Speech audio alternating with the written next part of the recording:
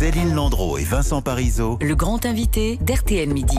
Les grands invités. 40 auditions, 135 personnes entendues et à l'arrivée, 50 recommandations. La commission d'enquête sur les modalités du contrôle par l'État et la prévention des violences dans les établissements scolaires a donc rendu son rapport. Et avec nous dans ce studio, ces deux co-rapporteurs. Bonjour Violette Spilbout. Bonjour. Et bonjour Paul Vanier. Bonjour. Vous êtes respectivement député Ensemble pour la République, ex-Renaissance, et député à la France Insoumise. Et vous avez donc dirigé ces travaux à l'Assemblée nationale. Les travaux de ce qu'on a souvent appelé la commission Bétaram. 56 heures d'audition de victimes, de responsables politiques aussi, jusqu'au Premier ministre François Bayrou. Vous en tirez, Vincent le disait, 50 recommandations. On y reviendra, mais d'abord, qu'est-ce que vous retenez de ces heures de témoignages que vous avez recueillis, Violette Spilbout? Beaucoup d'émotions, le choc parfois de témoignages extrêmement bouleversants, y compris pendant l'audition, l'émotion qui reste intense de la souffrance en fait de victimes qui aujourd'hui peuvent avoir 60, 70 ans et qui ont été violentées, humiliées, parfois victimes de violences sexuelles dans leur enfance et qui encore aujourd'hui nous ont fait ressentir l'actualité de cette souffrance. Et c'est ce qui nous a suivis, je crois, tout au long des auditions et du travail de la commission d'enquête. Vous aussi, Paul Vanier, ça vous a marqué, ça? Moi, ça m'a changé, comme homme et comme député, assurément. Ces 4 mois de rencontres avec des victimes, et c'est l'ampleur des violences qui m'a sidéré. Je n'aurais jamais imaginé, au-delà des violences physiques, sexuelles, y compris des viols auxquels on peut penser, mais on nous a décrit des actes de torture. On nous a décrit des enfants qu'on a privés de nourriture, de sommeil. Et ça, je ne pouvais pas y penser avant de rencontrer ces victimes. Et je retiens aussi, face à ça, à ces témoignages très forts, le poids de l'omerta. Et une omerta dont on peut constater aujourd'hui qu'elle est toujours là et que le combat pour la briser est un combat de notre présent et de notre avenir. Parce qu'on parle souvent de la libération de la parole, nécessaire, mais en lisant le rapport, on voit bien que les gens ont parlé, que des gens en tout cas ont parlé tout au long de ces années, mais qui n'ont pas été entendus. Je crois que c'est le cœur du travail de la commission d'enquête, c'est d'avoir réalisé, en collectant des documents, des échanges de mails, des plaintes, que l'État a été défaillant à plusieurs niveaux. Défaillant au niveau du suivi des plaintes par le ministère de la Justice tout au long des années, parce que des plaintes ont été déposées par des victimes, par des lanceurs d'alerte, par des parents d'élèves, et parfois avec beaucoup de ténacité. La défaillance aussi du ministère de l'Éducation nationale. Il y avait des courriers qui arrivaient aux différents ministres, recteurs, à différents étages de l'administration et qui n'étaient pas suivis. Et puis la défaillance de la protection de l'enfance, parce que partout en France, les départements, anciennement les conseils généraux, ont la responsabilité de la protection de l'enfance. Et finalement, des signalements qui étaient faits courageusement par les victimes ou leur entourage n'ont pas suivi leur cours et eu des conséquences pour protéger les enfants et pour sanctionner les agresseurs. Et c'est parce que vous avez constaté ces défaillance de, disons, la voie hiérarchique classique, que vous souhaitez la mise en place d'une cellule nationale Signal Éduc, c'est ça? Ouais, elle nous apparaît nécessaire parce qu'il y a aujourd'hui plusieurs canaux de signalement qui sont mal connus, qui ne communiquent pas entre eux, et donc il faut une cellule nationale vers laquelle vont remonter toutes les alertes, celle du 119, celle de l'application fait établissement, et la possibilité aussi pour chaque personnel, aussi pour des parents d'élèves, de saisir directement cette cellule qui doit être animée par des inspecteurs, des magistrats, mais aussi des victimes, des représentants des collectifs de victimes qui ont une expertise en la matière, et cette cellule doit garantir un suivi de ces signalements, un retour à ceux qui les ont effectués, et nous souhaitons aussi la doter de capacités, puisqu'elle pourrait saisir des corps d'inspection pour aller mener des enquêtes administratives dans les établissements où des signalements se font trop nombreux. À la lecture des recommandations, on peut s'étonner quand même. Vous souhaitez par exemple qu'il soit spécifié dans le Code de l'éducation que les violences contre les élèves sont interdites. On s'étonne que ce ne soit pas encore le cas. De la même manière, pour que les inspections soient plus efficaces, vous voulez garantir que les élèves qui témoignent ne soient pas choisis par la direction de l'établissement, ce qui peut être le cas aujourd'hui.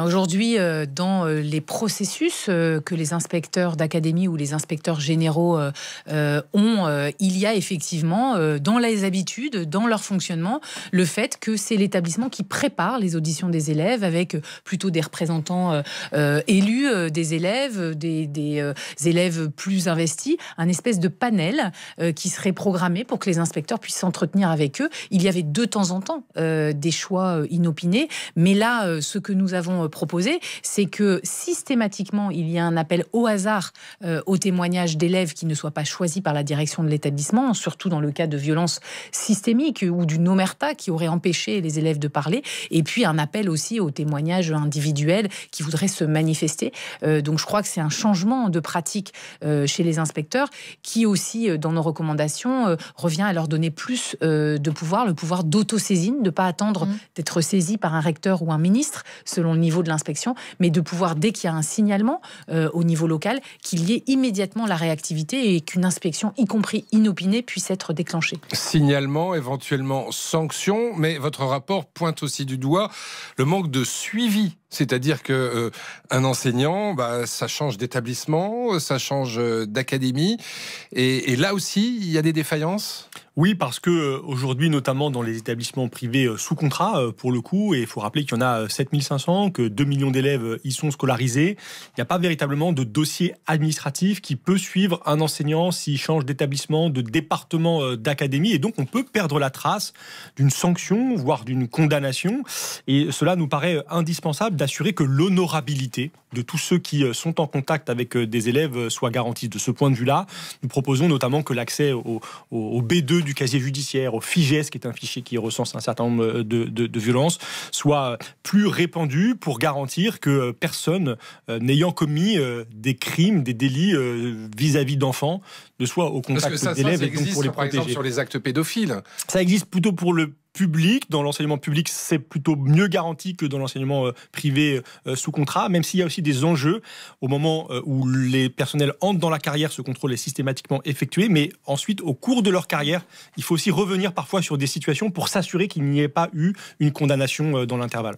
Les victimes ont pu être entendues longuement lors de cette commission. La suite, c'est quoi? Parmi les recommandations, vous insistez sur la nécessité de reconnaître les défaillances de l'État, la responsabilité de l'État dans ces affaires, mais ensuite, comment on répare? Avec un fonds d'indemnisation pour tout le monde? C'est ce que nous avons fait, écouter les victimes. Première audition de cette commission d'enquête avec les premières 8 associations de victimes. Aujourd'hui, il y en a 80 qui couvrent plus de 250 établissements dans toute la France. On voit l'ampleur du phénomène. C'est leur avoir présenté les premières pistes de travail il y a un mois et les avoir rencontrées hier soir, toutes, pour échanger avec elles sur ces recommandations. Et la première, effectivement, qui leur parle et qui est très attendue, c'est la reconnaissance de la responsabilité de l'État, qui peut se faire de façon d'abord symbolique, par des plaques sur les établissements où il y a eu des actes de torture et de barbarie, où il y a eu des viols systémiques. Ça peut être aussi par une reconnaissance individuelle, et c'est ce fonds d'indemnisation qui serait mobilisable par un dossier individuel lié à ce que la victime a subi, et qui peut permettre d'avoir une indemnisation de l'État, mais aussi une reconnaissance, par exemple, d'une maladie de longue durée, notamment la souffrance psychologique, qui puisse être reconnue et prise en charge par la sécurité sociale quand on a été victime d'un manquement de l'État. Ça nous semble non seulement très attendu, mais très juste qu'il puisse obtenir cette réparation, même si elle ne sera jamais totale. Alors, réparation, et effectivement, il y a du symbole dans tout ça. Revenons sur Betaram, qui est quand même à l'origine. Vous souhaiteriez, par exemple, qu'une plaque commémorative soit mise en place, soit installée sur l'établissement, sur les murs de l'établissement? Oui, à minima, il faut des gestes comme cela, il faut des actes symboliques, il faut une reconnaissance officielle, mais si vous me permettez, cela m'amène à d'autres recommandations que nous faisons dans des établissements comme cela, où tant de crimes ont été diagnostiqués pendant tant d'années. Il faut des sanctions après les contrôles. Il ne faut pas que ces contrôles restent comme ça, suspendus en l'air. Il faut des sanctions, et nous proposons donc d'élargir la gamme des sanctions qui seraient possibles, jusqu'à prévoir des fermetures administratives. Des établissements dans lesquels des crimes atroces ont été perpétrés par des groupes de pédocriminels pendant des décennies ne peuvent pas rester ouverts, d'autant plus si des inspections récemment encore y diagnostiquent des manquements graves. Paul Vannier, cette commission, elle a aussi eu une dimension politique. On se rappelle de l'audition de François Bayrou, très commentée le 14 mai dernier, très longue aussi. Dans ce rapport, vous pointez un défaut d'action de celui qui est aujourd'hui le Premier ministre. Matignon, ce matin, dément, dit que c'est tout le contraire. Comment vous réagissez à ce démenti ? avec consternation, parce que il faut les regarder en face, ces violences, ces défaillances. Il faut assumer ses responsabilités et nous documentons beaucoup de choses dans ce rapport. Et ça n'est pas un rapport Betaram, ça n'est pas un rapport Bayrou, nous l'avons entendu parmi 40 auditions, mais nous regardons les choses telles qu'elles sont et nous constatons que depuis 1995, François Bayrou était informé des violences physiques, depuis 1998 des violences sexuelles, qu'il était alors ministre, président du Conseil général, qu'il avait les moyens d'agir, qu'il n'a rien fait. Et qu'en conséquence de quoi, des générations d'élèves ont vu ensuite leur vie ravagée. Il y a eu un rapport d'inspection en 1996, mais ce rapport est très contradictoire. Sa conclusion blanchit l'établissement. Or, il décrit aussi des châtiments corporels, notamment le supplice du Perron, mettre un enfant quasiment nu la nuit, l'hiver, dehors, pour le punir avec des conséquences extrêmement graves. Et si moi j'avais été ministre de l'Éducation nationale à cette époque-là, si j'avais reçu, comme il a reçu ce rapport, j'aurais agi très différemment de ce qu'il a fait, car manifestement, après ce rapport, il n'a rien fait. Vous restez avec nous, évidemment, tous les deux. On continue à parler des 50 recommandations de cette commission d'enquête sur les violences commises en milieu scolaire et sur leur prévention avec vous. Au 3210, on attend vos appels, vos témoignages. Céline Landreau et Vincent Parisot. RTL Midi. Les auditeurs ont la parole. Il est 13h.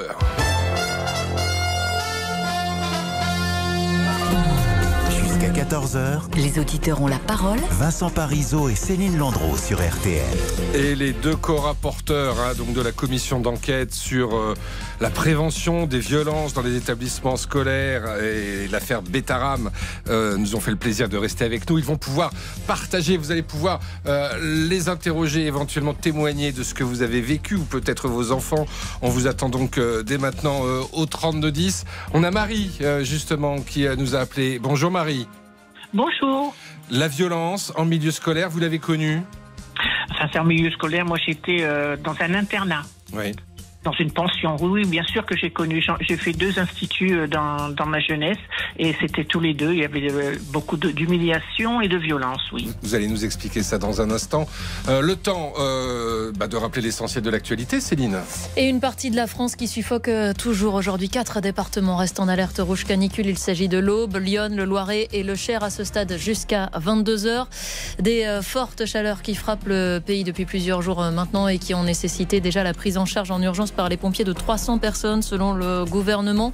2 décès pourraient aussi être directement liés à cette canicule qui touche à sa fin. Peggy Broche, les orages arrivent. Oui, alors même si on est encore avec des départements en vigilance orange et demain ce sera aussi le cas, mais on devrait mieux dormir cette nuit et mieux respirer demain, sauf près de la Méditerranée où ça restera chaud.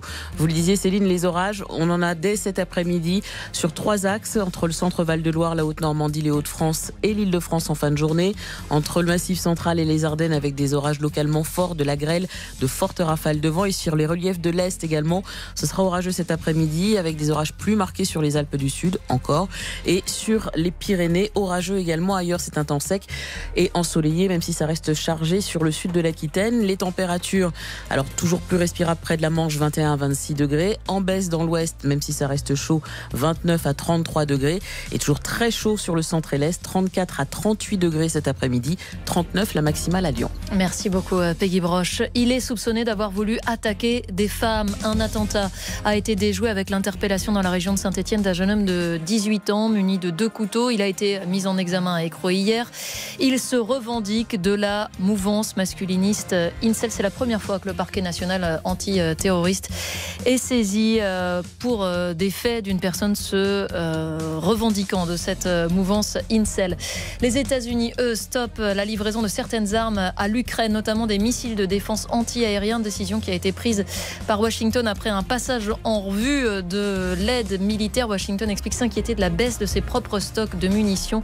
Le Kremlin a réagi dans la foulée. Moins d'armes pour l'Ukraine rapproche la fin du conflit.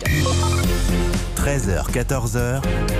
Les auditeurs ont la parole. Avec Vincent Parisot et Céline Landreau. Et on vous retrouve donc Marie au 3210. Nous sommes, je vous le rappelle, en studio avec les 2 co-rapporteurs de la commission d'enquête sur les modalités du contrôle par l'État et la prévention des violences dans les établissements scolaires. Commission mise en place après le scandale Betaram. Ils vont pouvoir réagir à ce que vous allez nous dire, Marie. Vous nous expliquiez que vous avez fait 2 pensionnats, c'est ça ? Oui, j'en ai fait un, les deux dans le Pas-de-Calais. J'ai fait, je devais avoir de 9 ans à 10 ans et un autre de 13 ans jusqu'à ma majorité.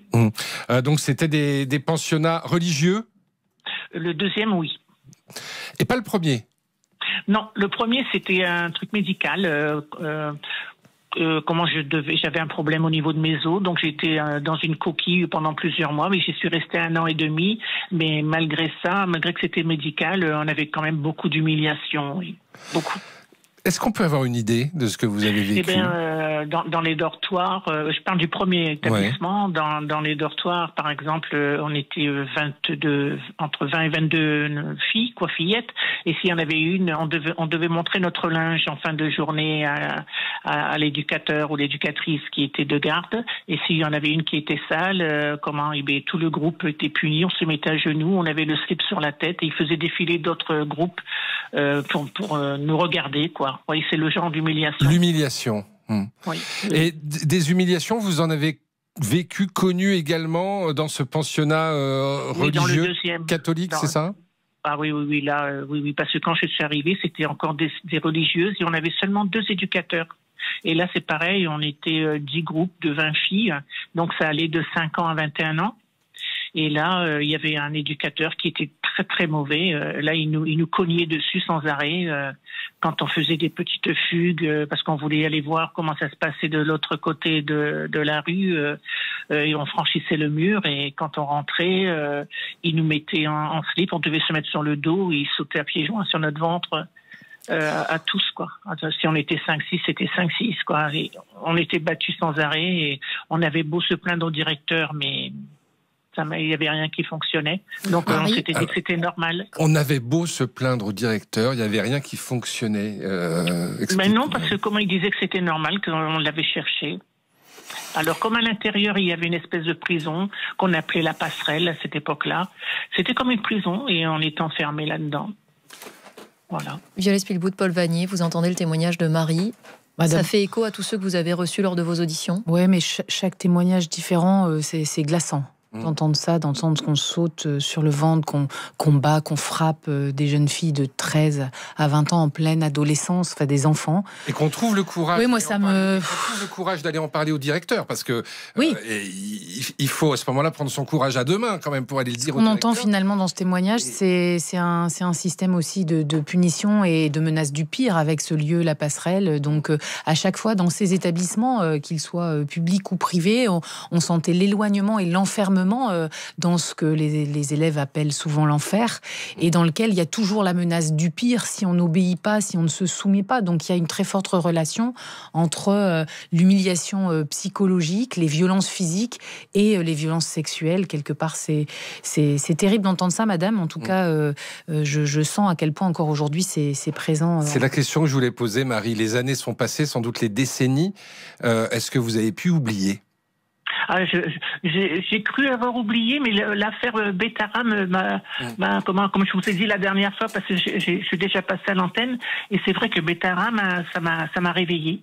Ça a fait ressurgir toutes les horreurs que j'ai subies et toute ma vie, parce que ma vie était un enfer, hein. Faut pas se leurrer. C'est pas des choses qu'on oublie quand le cerveau se réveille. Là, c'est tout mal, quoi. Paul Vanier, quand on entend Marie, on se dit qu'on est qu'au début. En fait, que les témoignages que vous avez reçus sont qu'une infime minorité de ceux qui pourraient sortir dans les mois, années qui viennent? On est au début d'une vague de libération de la parole que j'espère être la plus profonde, la plus puissante possible. Il y avait à peine un collectif de victimes il y a 4 mois, il y en a 80 aujourd'hui. Nous avons reçu avec Violette Spielbout des dizaines, des centaines de témoignages. Nous avons fait 100 signalements au procureur ces 4 derniers mois pour signaler ces phénomènes de violence. Et moi, je veux saluer, madame, je dire toute mon émotion en vous entendant. Et à travers vous et à cette antenne, je veux aussi passer un message à toutes celles et ceux qui, comme vous, ont pu être victimes à un moment donné de leur vie de ces violences. Prenez la parole. C'est jamais trop tard pour se manifester. Jamais trop tard. Mais par quel créneau? Prenez la parole. Prenez d'abord, à mon avis, je crois que c'est une question pour sa propre famille, d'abord, je crois. Et ensuite, allez porter plainte. Porter plainte, même si les faits sont très anciens, même si les faits sont aujourd'hui prescrits. Même si les personnes sont décédées. Même si les personnes sont décédées, parce que, d'abord, vous serez entendus. Nous avons un engagement du ministre de la Justice sur ce point, et des enquêtes seront ouvertes pour s'assurer que les criminels que vous allez peut-être dénoncer ne soient plus aujourd'hui au contact d'enfants et ne perpétuent plus aujourd'hui leurs crimes. C'est très important. Parlez pour vous, parce que la parole est salvatrice, et parlez pour nous protéger tous. Voilà Marie, en tout cas merci beaucoup de votre appel et on salue tous là votre courage. Merci beaucoup pour ce témoignage. On a Hélène qui a fait le 3210. Je crois qu'on a Hélène qu'on avait entendu rapidement sur le répondeur. Bonjour Hélène. Bonjour. Bonjour. Ça nous renvoie dans les années 70, c'est ça ? Tout à fait, dans un collège public. Oui, un collège public, donc là les choses sont claires. Racontez-nous, un prof d'anglais ? Alors, un prof d'anglais, on appréhendait d'aller à chacun de ses cours. Les filles, surtout il humiliait les filles. Son bureau était sur une estrade. Quand on ne savait pas une leçon, il nous mettait sur l'estrade. Il nous frappait avec un tendeur dans les jambes. Il nous insultait. Il cassait tout. Il cassait sa chaise. Il se mettait en colère, dans des colères incroyables. Et quand on sortait, parce qu'on pleure évidemment, il nous prenait dans un coin, il nous tripotait. En nous disant, c'est pas grave mon petit, alors il nous tripotait les seins, les fesses, tout. Et un jour, en grandissant, au bout de, c'était pas loin de la 3e, avec une amie, on avait subi ça 3 années d'affilée, on en avait marre, on s'est rebellés, on en a parlé à nos parents, bon, bah écoute, t'as qu'à apprendre tes leçons. Voilà, il s'occupait pas trop, le proviseur, on est allé le voir, il n'y a eu aucune réprimande. Tout le monde se plaignait, mais aucune réprimande. Il en avait surtout après les filles. C'était l'époque des professeurs tout-puissants, vous diriez ça comme ça, Hélène, face aux parents notamment. Aujourd'hui, on déplore parfois que l'autorité des professeurs soit contestée. C'était absolument pas le cas à l'époque.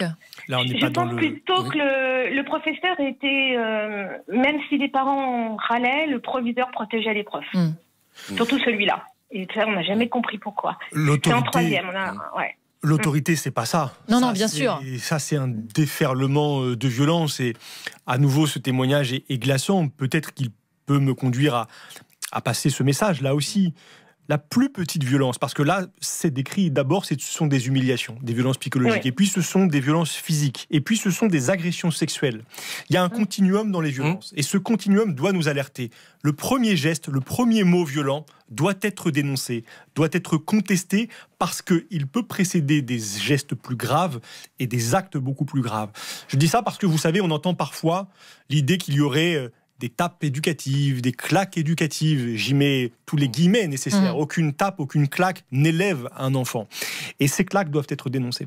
Il faut enrayer le mécanisme le plus tôt possible. Le plus tôt possible, parce qu'elles peuvent dissimuler des actes plus graves encore, et parce qu'en elles-mêmes, elles font beaucoup de mal aux enfants. Évidemment, vous restez avec nous, Paul Vanier et Violette Spielbout, pour encore quelques minutes, co-rapporteurs donc de cette commission d'enquête. Merci beaucoup, Hélène, de ce témoignage. Là aussi, on vous souhaite beaucoup de courage pour la suite. Et je reprends ce que disait Paul Vanier. Parlez, sans doute. On va marquer une courte pause, et puis on va vous retrouver au 3210. On a Christian et Pierre qui veulent intervenir, et évidemment on vous attend tous au 3210. Céline Landreau et Vincent Parisot. Les auditeurs ont la parole sur RTL. On parle avec vous de la violence en milieu scolaire à la lumière de la commission d'enquête sur les modalités du contrôle et de la prévention des violences dans les établissements scolaires par l'État. On est avec les 2 co-rapporteurs, Violette Spielbout et Paul Vanier avec vous. On entend vos témoignages depuis 13 heures. Pierre a fait également le 3210. Bonjour Pierre. Bonjour. Oui, bonjour. Je sais que l'aspect politique vous interpelle et on va y venir dans un instant. Mais tout de même, une question sur ce que vous-même vous avez vécu, je crois. Alors moi, je l'ai vécu indirectement, parce que moi, je suis arrivé dans un établissement à côté à Reims qui s'appelle le Pensionnat Sacré-Cœur. Donc, je suis arrivé en seconde, donc j'ai pas été directement concerné, mais j'avais des copains, des collègues de classe qui étaient là depuis la 6e, voire peut-être même en primaire. Et tout le monde parlait, on peut le dire, il est décédé cet homme-là. Le frère Marcel en 6e, il était pas clean. Et ils en avaient tous peur. Quand ils étaient en 6e, voilà. Et quand vous dites il était pas clean, c'est-à-dire les pensionnaires, bien entendu, ils allaient prendre leur douche. Et il avait des mains baladeuses, il était pas terrible. On parle de quelle période là, quelles années? Moi, j'ai eu le bac en 1981, donc ça se passe dans les années 75, enfin, pour ce que les gens qui étaient avec moi, si vous voulez, 4 ans avant, si vous voulez, 4-5 ans avant. Et à Reims, il y a un autre établissement qui s'appelle les Jésuites, hein, et il y avait un père qui a une rue à Reims qui s'appelait Charles de Sèze, et pareil, c'était plus qu'une main de fer. Et là, il y avait des sévices corporels sur les élèves. Et cet homme-là a sévi pendant plus de 40 ans dans cet établissement. Voilà, donc c'est pas, il n'y a pas qu'à Bétarame. Oui, voilà, c'est ça qui est malheureux. Parce que c'était connu et d'une certaine manière admis. Dans la région. Ce qu'on disait sur Bétarame, c'était même dans tout le sud-ouest. Une menace aux enfants. Mais pas seulement parce que monsieur parle de Reims, mais on a travaillé aussi sur le cas du village d'enfants de Riaumont, à Liévin, dans le Nord, qui était un village d'enfants avec un internat pour des enfants placés par les juges pour enfants parce qu'ils étaient maltraités dans leur famille, et qui est devenu ensuite une école hors contrat. Et on avait exactement le même système. Finalement, Bétarame, ça a été le démarrage grâce à l'investigation de journalistes autour des premières prises de parole de victimes, puis de l'action de Paul Vanier qui a poussé pour qu'on ait cette commission d'enquête qui a été votée à l'unanimité à l'Assemblée nationale. Et derrière cela, c'est partout en France. En Bretagne, beaucoup d'établissements, mais aussi dans le Nord, on vient de l'entendre avec le témoignage, dans l'Est. Et donc, quelque part, ce travail, il est utile, je crois, pour que on dénonce des violences passées individuelles, mais aussi qu'on voit tous les dysfonctionnements d'un système où aucun des responsables n'a pris au bon moment ses responsabilités pour protéger les enfants de potentiels agresseurs. Pierre, je crois que vous vouliez aussi ajouter un aspect, alors plus polémique, je ne sais pas, en tout cas plus politique, hein, qui est d'ailleurs assez évoqué dans ce rapport. Bon, alors, j'ai pas lu votre rapport, excusez-moi, messieurs, madame les parlementaires. Il vient de sortir, donc c'est pas grave. Oui, non, mais je l'avoue, j'ai pas pu lire ça. Bon, par contre, moi, ce qui m'interpelle, c'est que le Premier ministre, je l'ai écouté à la télé quand c'est sorti. Hein, c'était sur une radio concurrente à RTL, bien sûr, et j'ai écouté l'intégralité de ses explications. Je ne sais pas, je me souviens pas. Voilà, ça, je ne me souviens pas. Vous parlez de son audition le 14 mai dernier. Voilà. Donc, oui, c'était il y a 2 mois à peu près, un bon 2 mois. Voilà. Donc, moi, si vous voulez, je me souviens qu'il a prêté serment. Et donc, pour moi, quand on prête serment, c'est quelque chose d'important, à moins qu'il soit complètement amnésique, style Biden, ce que je ne crois pas complètement. Il a fait un parjure. Alors, qu'est-ce que vous attendez, vous, les parlementaires, pour le mettre devant parce qu'il a fait ça pendant son activité de Premier ministre, devant la Haute Cour de justice de la République, qui est là pour juger ce genre d'infraction. Alors justement, Paul Vanier, vous avez souhaité, vous, que François Bayrou puisse être poursuivi pour faux témoignage. La présidente de la commission a estimé que ce n'était pas possible au regard des déclarations qui ont été faites. Maintenant, c'est au bureau de l'Assemblée de décider d'éventuelles poursuites judiciaires, c'est ça ? Exactement, ce que je peux dire en réaction à cet auditeur. D'abord que François Bayrou a à de très nombreuses reprises fait varier sa version des faits et manifestant à travers ces versions successives que la première de ses déclarations devant les députés le 11 février dernier à l'Assemblée nationale dans l'hémicycle était un mensonge, notamment lorsqu'il a affirmé avoir été totalement ignorant de faits de violence à Bétarame, sous serment devant nous. Il a reconnu avoir été informé par la presse, a-t-il dit, à partir de 1995 de ces faits. Mais sur un point très précis de son audition, je considère qu'il a en effet proféré un faux témoignage, un parjure devant nous, car revenant sur une déclaration qu'il avait faite, annonçant vouloir porter plainte en diffamation contre le journal Mediapart. Il avait fait cette déclaration le 11 février, à propos d'un article qui a été publié le 12 mars. Il est donc impossible que le 11 février, François Bayrou envisage de porter plainte pour un article publié le 12 mars. Je constate qu'il a menti et ce mensonge ne me paraît pas secondaire car il manifeste la volonté de l'actuel Premier ministre de continuer à entretenir une forme d'omerta sur cette affaire Bétarame et sur ces questions des violences car en menaçant des journalistes de les attaquer en justice, il concourt à cette atmosphère. J'ai donc écrit, et c'est l'ordonnance de novembre 1958, son article 6, qui cadre les prérogatives d'une commission d'enquête parlementaire, qui l'indique. J'ai écrit à la présidente Fathia Kellaouachi de notre commission pour qu'elle saisisse la justice. Présidente socialiste. Elle a refusé de le faire, en effet. Et donc, à partir d'aujourd'hui, du 2 juillet, puisque depuis ce matin, le rapport est publié. C'est le bureau de l'Assemblée nationale qui peut engager ces démarches. Et avec mon groupe parlementaire, le groupe de la France Insoumise, nous allons lui demander de le faire. Vous avez une lecture différente ou pas, Violette Spilbeau? Je rappelle que vous, contrairement à Paul Vannier, vous n'êtes pas, j'allais dire, du même bord politique, puisque vous êtes député Ensemble pour la République. Mais nous, on a fait un travail transpartisan tout au long de cette commission d'enquête. On a 50 recommandations communes. Et il y a un paragraphe dans ce rapport de 360 pages qui est signé uniquement par Paul Vannier et qui concerne cette partie sur l'audition de François Bayrou. Moi, j'estime que François Bayrou s'est défendu avec toute sa sincérité et sa force très longtemps, d'ailleurs pendant ces 5h30 d'audition. Et j'estime que cette commission d'enquête que nous avons menée sur tous les établissements en France, elle n'est pas là pour réouvrir la guerre scolaire, pour faire la guerre à François Bayrou personnellement, mais pour faire la paix avec toutes les victimes partout et mettre sur le papier dans ce rapport la responsabilité partagée de l'ensemble des responsables de l'éducation nationale, de la justice et des ministres successifs qui, dans une inaction générale de l'organisation de l'État, ont pu laisser perdurer ces violences sur les enfants, ces violences terribles sur les enfants. Donc je me concentre sur cela, sur la mise en œuvre des recommandations. On a une forte responsabilité avec Paul Vannier qu'on va continuer d'exercer, c'est d'être encore rapporteur demain à la rentrée de septembre quand on va travailler sur la proposition de loi. Ce que j'allais vous demander, ces recommandations, elles vont donner quoi ensuite? Une proposition de loi à l'automne? Nous allons y travailler. Nous avons le projet de le faire et avant son élaboration et avant d'essayer d'obtenir son inscription à l'ordre du jour, nous allons aussi veiller au suivi de nos recommandations et à leur mise en œuvre, car plusieurs d'entre elles peuvent être très rapidement, concrètement engagées. J'aimerais qu'on conclue ce passage de l'émission avec un auditeur qui veut nous parler de son fils. Bonjour Christian. Bonjour. Vous avez 32 ans. Donc oui. J'imagine que votre fils est assez petit. Oui, il a 4 ans aujourd'hui. Donc ça se passe dans quel cadre? Alors dans le cadre de sa première année de scolarité, donc l'année dernière, c'est 3 ans à l'école. Maternelle, première année de maternelle. Première année de maternelle, et exactement. Son premier contact avec l'école, ça a été de la violence en fait pendant 1 an. Quelle forme de violence, Christian? Alors physique et psychologique. Beaucoup plus psychologique que physique.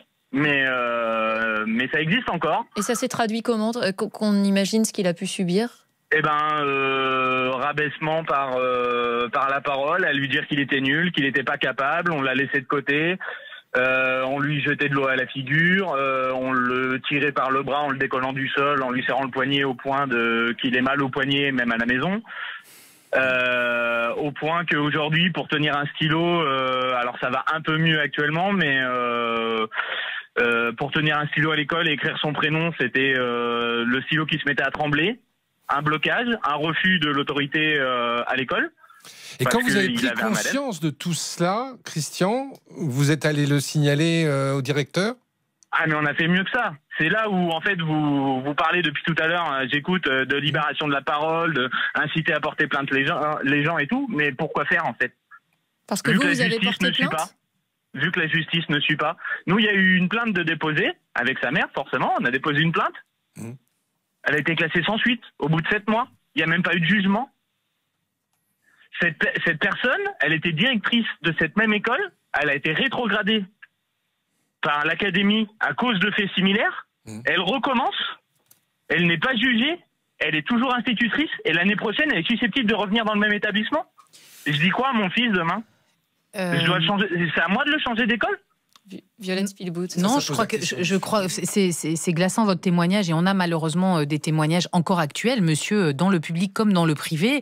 Et la première chose que je retiens, donc vous c'est dans le public, la première chose que je retiens, c'est que je vais vous proposer que vous nous adressiez l'ensemble de cette plainte et des signalements que vous avez faits, parce qu'il faut absolument que cette institutrice, quel que soit le travail fait par la justice au regard de la récurrence des des accusations et des plaintes contre elles, qu'elles ne soient pas remises devant des enfants au risque qu'on attende encore trop longtemps et qu'il y ait d'autres enfants agressés. Donc je crois que le principe de précaution, c'est aussi ce qui guide une partie de nos recommandations. D'abord, il est inacceptable qu'il y ait des classements sans suite, sans explication, sans enquête suffisante, en ayant une forte proximité avec le ministère de l'Éducation nationale. On n'est même pas sûr qu'elle a été auditionnée. Mais bien sûr, je me rends compte et c'est révoltant, monsieur, et donc c'est aussi cela qu'on combat. Sa première année de scolarité, ça a été de la violence. On comprend votre révolte, Christian, et on va vous mettre en relation. On va donner vos contacts avec Violette Spielbout et Paul Vanier pour voir comment il est possible de donner suite à ce témoignage là aussi glaçant. Et là, ça se passe pas dans les années 70. Bien sûr. Ça se passe en 2000. Ça doit donc s'arrêter s'il y a d'autres enfants menacés. Merci en tout cas, Christian, de votre témoignage. Merci à Pierre, merci à tous ceux qui nous ont appelés pour donner suite, témoigner après la publication ce matin du rapport de cette commission d'enquête sur les violences commises en milieu scolaire. Et merci à nos deux invités. Merci à vous. Merci à vous. Et on s'excuse auprès de Jacques qui voulait intervenir également pour témoigner, mais on aura l'occasion de le faire, j'imagine, très rapidement avec une nouvelle émission autour de ces violences scolaires. Merci beaucoup.